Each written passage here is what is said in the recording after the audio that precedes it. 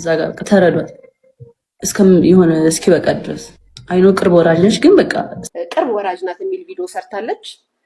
ቅርብ ወራጅነቴ ከምን ላይ እንደሆነ አንቺም ታሳይኛለሽ። እኔ እዛ ሜዳ ላይ ብገባ ራሱ በሌላ ነገር ተብትበው ይጥሉኛል ማለት ነው። ይሄ እኮ ቀላል ነው። መንሱር ጀማል በድጋሚ ከሰዓት በኋላ ፍርድ ቤት ቀርቦ ነበር። ጠዋት እነ ሰራዊት ፍቅሬ ዋስትና እንደተፈቀደላቸው የማይቻሉ ሕክምናዎች ሲያጋጥሙ ወደ ውጭ መሄድ ግድ ሊሆን ይችላልና በዛ ደረጃ የሕክምና ሰዎች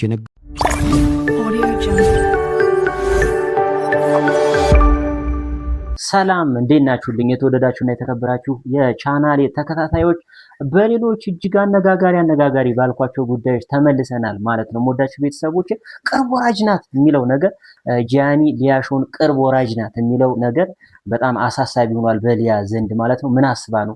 ምን ልታደርግ ፈልጋ ነው? ምን ሊፈጠር ሆኖ ነው የሚሉት ነገሮች ብዙዎችን እያነጋገረ የሚገኝ ጉዳይ ሆኗል። ያሉት ነገሮች አሳያችኋለሁ።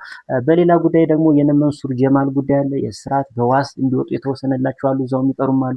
ምንድነው የሚለውን ከታማኝ ምንጫችን ይዤላችሁ ቀርብ ያለው እንሰማለን። በሌሎች የሰይዶ ማርሻል የመጨረሻ ውሳኔ መቷል ምንድነው የሚለውንም እናያለን ማለት እጅግ ትንሽ አዝናኝ ጉዳይ ነው። ሌሎችም አሉ ማለት ነው። የተወዳጁ አርቲስት ማዲት ወዳይ ምን ሁኔታ ላይ እንደደረሰች እየተናገረችም ትገኛለች። በትንሹ እያቃሰተችም ጸሎት አድርጉልኝ እያለች ትገኛለች ማለት ነው። እሱን ነገር አሳያችኋለሁ፣ የሷንም ቪዲዮ ሌሎችም ነገሮች አሉ። መወዳችሁ ቤተሰቦች ሰብስክራይብ ያላረጋችሁ ሰብስክራይብ አድርጉ፣ ላይክ እና ሼር እያረጋችሁ አብረን እንቆያለን። ወደ ቪዲዮቹ እንመለሳለን። መተው እስኪ ምን አባታችሁ ያመጣሉ?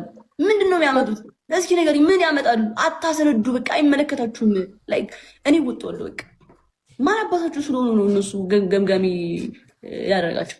አዎ ላይቭ ላይ ምን አሁን በባለፈው እናዳችሁኛል። ገባሻ? በቃ መልስ ምናምን መስጠት አለበት ስለምናውቀው ነው። አይ ቲንክ እናንተም ልክ ናችሁ፣ እኔም ልክ ነኝ መሰለኝ። በዚህ አካሄዳችሁ ማለት ነው። እናንተም ስለምትወዱኝና የሆነ ነገር ከአቅማችን በላይ ነው፣ ኢሞሽናል እንሆናለን፣ በጣም ስሜታዊ እንሆናለን ነው እያላችሁኝ ያላችሁት። በጣም ተረድቻችኋለሁ። ግን ያን ነገር ደግሞ ተቆጣጠሩ። ወይ ደግሞ ጠሚኝ ብለሽ ራስሽ ወክለሽ ይልሽ እኔ ምንድነው መሰለሽ ራስሽ ፋይት ያደረግሽው ነገር አይቆጭሽም። ገባሽ? በምንም ነገር ራስሽ ፋይት ስታደርጊው ኖርማል ነው። በራሴ ከመረ ጥግ ድረስ ሄድበታለሁ ወይ ደግሞ የሆነ ነገር መፍትሄ ይፈልግለታለሁ። ግን እናንተ በፈጠራችሁት ነገር እንደዚህ ላርጋት ማን አባቷ ስለሆነች ነው ከእናንተ ጋር የሆነ ነገር ባደረገችው እኔ ጋር የምትልከሰከሰው? ገባሽ? እኔ ከጀመርኩት ግን በራሴ መጨረስ እችላለሁ። ሲጀመር እኮ እናንተ አባልታችሁኝ የሆነ ነገር ጀምራችሁት ነገር ሲባል ያስጠላል ነው እሱ ፖይንት። በጣም ነው የሚደብረው። ማንም እኮ ደግሞ አልተሳደብም ነበረ ማለት አንዳንዴ በጣም ስሜታዊቶኛል። ያ አይ መሰለብ ማለት ነው የተናገር ነው። ሰው የሆነ ነገር ጉዳት ሲደርስበት እንዴት ነው በዛ በሰው የምትሳለቂው? ያ ሰው እንደዚህ ቢሆን እንደዚህ በማታውቀው ጉዳይ ዲዚስ በቃ እስከምትወርድ ድረስ የምትደራደርበት የምትኖር እስከምትወርድ እዛ ጋር ተረዷት የሆነ እስኪበቃ ድረስ አይኖ ቅርብ ወራጅ ነች፣ ግን በቃ እስከዛም ድረስ ጸጥ እንጀራዋ ነው። ቄትስ ፋይን ችግር የለም።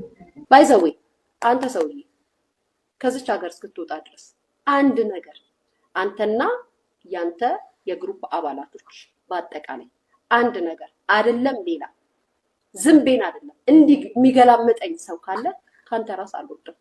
ምናልባት አስጠቅቻት ከዚህ ሀገር ወጣለሁ ብለህ ከሆነ ሙሉ ፓስፖርት ስምህን አግኝቼዋለሁ፣ ኢሚግሬሽን አስተላልፍልሃለሁ። ይሄንን እንድታውቅ። ምክንያቱም የእናንተ ንግስት ምናምን የምትሏትም ቅርብ ወራጅ ናት የሚል ቪዲዮ ሰርታለች። ቅርብ ወራጅነቴ ከምን ላይ እንደሆነ አንቺም ታሳይኛለሽ። ቅርብ ወራጅ ይሄ ከዚህ በፊት ቤቴን ጠይቀዋል፣ የምኖርበትን አድራሻ ጠይቀዋል ብዬ ስናገር እንደ ቀልድ ነው ያያችሁት። አሁን ደግሞ ከትላንት ወዲያ ነው ምናምን ላይ እንትኗ ላይ ያችኛዋን ተዋት ቅርብ ወራጅ ናት ብላለች። ስለዚህ በእኔ ነገር ላይ በልጄ ላይ በእኔ ላይ ማንም ምንም አያመጣም፣ እሱን አውቃለሁ። ነገር ግን ይሄንን ትኩረት ሰጣችሁ እንድትመለከቱልኝና እንድታዩልኝ። እዚህ ሀገር ላይ ተቀምጠው ቴሌግራም አደራጅተው መንግስት ሆነው የሚኖሩ ቲክታከሮች እና ከውጭ ሀገር ላይ ሰፖርት እያደረጓቸው የሚኖሩ ሰዎች እንዳሉ እንድታውቁልኝ። እነሱ እዛ ሀገር ተቀምጠው እየዛቱና እንደሚፈልጉት ነገር እየሰሩ እያወሩ ያሉ ሰዎች ስላሉ ለደህንነቴ ሲባል የአዲስ አበባ ፖሊስ ፌዴራል ፖሊስም እንቅስቃሴን እንዲከታተልልኝ። ወላሂ አልወዳደርም። እሱ ታሪክ ቢፈጠር እኔ እዚህ ውድድር ላይ አልገባም እንጂማ ሌላ ነገር እንደዚህ ምናምን እኔ እዛ ግንባሩን አልለውም እንዴ ፈጣን አልወዳደርም። በቃ ለምን ያስፈሩ ሙሉ ሰው ነገር በቃ አልወዳደርም። ሰፈር እየመጡ ማለት ደግሞ ነገር አልፈልግም። በቃ ኦኬ እንደዚህ ድብድብ ምናምን ጠባል ልጅሽ እንዴት ነው ሊወዳደር እኮ ነው ምናምን እያሉ በየቦታው በቡና ቤት ቡና ሲጠጡ ለቅሶ ቤት ሲገናኙ ምናምን እያወሩ እኔ ጋር ደግሞ ማዘበታችን እንደዚህ የሚባለው እውነት ነው ወይ ምናምን ዛሬ እንደዚህ የለም ምናምን ከት በሌላ ውድድር ለሀገሬ ልወዳደር ይችላል አልኳት እናቴ። ለማዘር በመነገሩ ከውድድር አንተን ለምን ያደርግሃል? ለማዘር በመነገሩ ምንድን ነው ችግሩ? በቃ እኔ አልፈልግም። በቃ እነዚህ ጋር አልገባም። በቃ እሷም አልፈለገችም። ገባ በቃ እናቶች ደግሞ ይታያቸዋል። በቃ የሆነ ነገር ይታያቸዋል። ልጅ እናት ስትሆን የሆነ የሚታያት ነገር አለ። በቃ እነዚህ በቃ አይሆንም ብለኛለች። እናቴ ደግሞ አይሆንም ካለች እኔ ምንም ነገር አደርጋለሁ፣ ህይወቴን እሰጣለሁ ማለት ነው። ገብቶሃል? ሌላ ውድድር ግን ሀገሬ ወክዬ እወዳደራለሁ። ያንን ጠብቁ።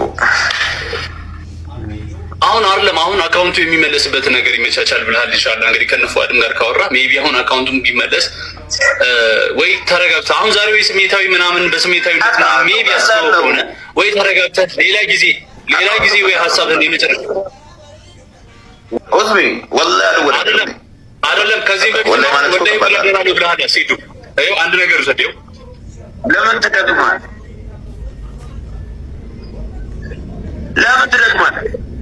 በቃ ይኸውልህ ቤተሰቡም ጋር ደረሰ፣ አካውንቱም ጋር ደረሰ። ሀላስ ይሄ እኮ ምን ሊያደርግልኝ አይደለም፣ ምን ይጠቅመኛል? የኔም ብቃት ነው ማየት የምትፈልጉት አይደል? የኔም ብቃት ደግሞ በሌላ ውድድር ታያላችሁ። ሀላስ በኔ ብቃት ነው ህዝቡ ማየት የሚፈልገው። የኔ ብቃት በሌላ ውድድር ታያላችሁ። እንዴት ይኖራል?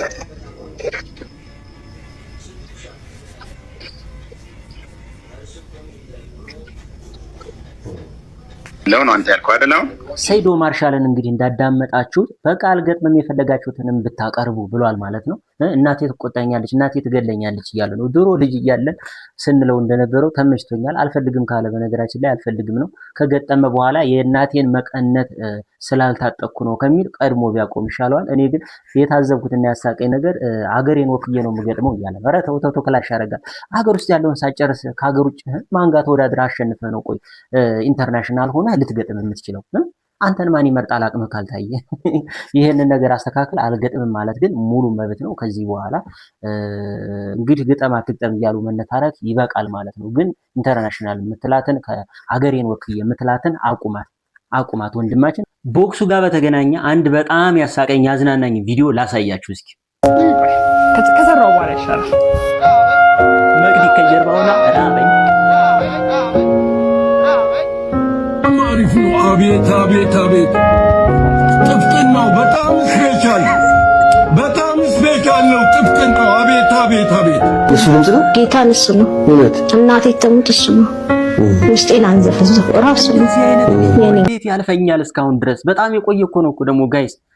ቁመታቸው ደግሞ ልዩነቱ። እንደዚህ አይነት ቪዲዮ ስታገኙ አሁን እኮ ነው እንደዚህ አይነት ቪዲዮ ስታገኙ ባዮ ላይ ገብታችሁ ቴሌግራሚ ለሰማያዊ ያለላችሁ እሱ ጋር ገብታችሁ አጋሩ ይለኔ እዚሁ ላይ መልሼ አቀርበዋለሁ።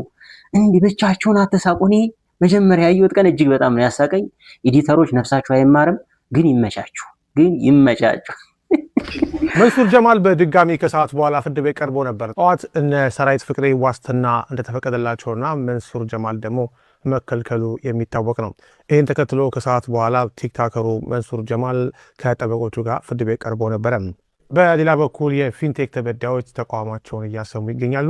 ወደ ፍትህ ሚኒስቴር ሄደው ጩኸታቸውን አሰምተዋል። ለምን መፍትሄ ሳናገኝ የዋስትና ጉዳይ ይፈቀዳል በሚል። በዛሬ ረፋዱ የፍርድ ቤት ሂደት ከተከሳሾች መካከል ካሊድ ናስርና አብርሃም ግዛው በ400 ሺህ ብር እንደዚሁም ሰራዊት ፍቅሬ፣ ሰለሞን ቦጋለ፣ ይገረም ደጀኔም፣ ዳንኤል ተገኝ የተባሉት አርቲስቶች ደግሞ በ500 ሺህ ብር በማስያዝ በዋስ እንዲወጡ ውሳኔ ሰጥቷል። ስለዚህ ካሽ ነው አስይዘው መውጣት የሚችሉት ማለት ነው።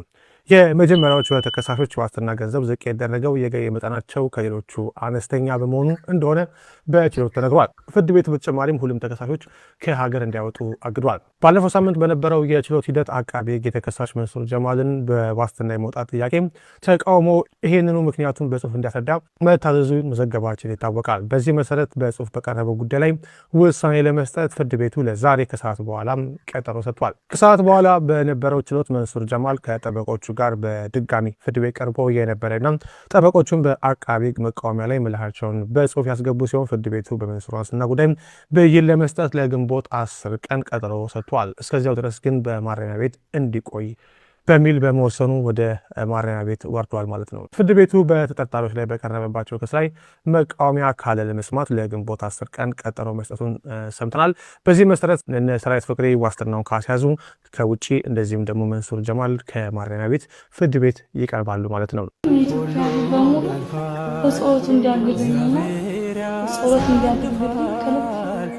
እንግዲህ ስቃይዋን እንዳያችሁት እዚህም መድረሷ በጣም ትልቅ ተስፋ ነው። የማዲቱ ወዳይ ጉዳይ በጣም ታቃስታለች። በጣም በሚያሳዝን ሁኔታ ላይ ነው ያለችው። ለሁለተኛ ጊዜ በመምጣት እጅግ በጣም ይቅርታ አድርጉልኝ። ያው በገንዘብ ኃይል በትብብር እንግዲህ ሕክምና ላይ እስካለች ድረስ ወደ ጤንነቷ ትመለሳለች የሚል ተስፋ ስላለ ነው። ወዳጅ ቤተሰቦች እነ ሰይፉ ፈንታሁን ሁሉ ጉዳዩን ትኩረት ሰጥተውበት ኮንታክት አድርገው ሰፖርት ለማድረግ ጥረት እያደረጉ ነውና ሙሉ ላሳያችኋለሁ። ወዳጅ ቤተሰቦች እንግዲህ መርዳት የምትፈልጉም አካውንቷን አስቀምጥላችኋለሁ። እስኪ ወደ ቪዲዮቹ ሰይፍሻ ጋር ካደረጉት ኮንቨርሴሽን እንሂድ።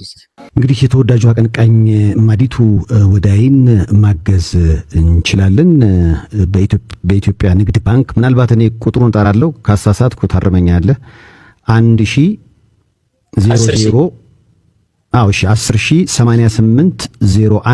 10,088,01,50,97 ነው። አዎ ይህ አካውንት የኔ ነው። ምክንያቱም እሷ በዚህ ሰዓት ተነስታ ተንቀሳቅሳ የምታወጣ ስላልሆነች የገቢ አሰባሳቢው ኮሚቴ ኦልሬዲ ገቢ ወደ አንተ ቀጥታ ይግባና አንተ ራን ማድረግ ትችላለህ የሚል እንትን ፍቃድ ስለሰጡ ነው አካውንቱ በእኔ የሆነው። ሌላ ምናልባት አሁን የእሷን ጤንነት ለመመለስ ነው ይሄ ገቢ ማሰባሰቢያ ያስፈለገውና ቅድም የጠየቁት እሱን ነው። ምናልባት በኢትዮጵያ ውስጥ አንዳንድ የማይቻሉ ሕክምናዎች ሲያጋጥሙ ወደ ውጭ መሄድ ግድ ሊሆን ይችላልና በዛ ደረጃ የሕክምና ሰዎች የነገሩህ ነገር አለ ወይንስ በኢትዮጵያን የሕክምና ባለሙያዎች ጤንነቷን ለመመለስ ሙሉ ለሙሉ ተስፋ አለ? አዎ ያው እዚህ ያሉ ስፔሻሊስቶች ሰብ ስፔሻሊስቶች ናቸው። ይሰራል። ምንም አይነት ወደ ውጭ የሚያስኬድ ኬዝ እስካሁን ያየነው ነገር የለም። እንሰራዋለን፣ እናስተካክለዋለን ነው እያሉኝ ያሉ። ተስፋ እዚህ ጋር እንደሚሰራ ነው ያለኝ ተስፋ። ስለዚህ አንዴ አካውንት ምን ደግሞ ሰይፍሻ? አዎ 10,088,01,50,97 ነው። ያው እንግዲህ ከታች ስሙ ማን ነው? ወርቅነህ አበበ ተሰማ አይደለ? አዎ ልክ ነህ ሳፊ። ልክ ነኝ አይደለ? ወርቅነህ አበበ ተሰማ እውነት ነው። ልክ ነህ ሳፊ። ተጨማሪ ጥያቄ፣ ምክንያቱም ከጀርባ ሳያት በጣም እያቃሰተሽ ነው ያለችውና በጣም ነው የምታሳዝነው። እንግዲህ እግዚአብሔር ጨርሶ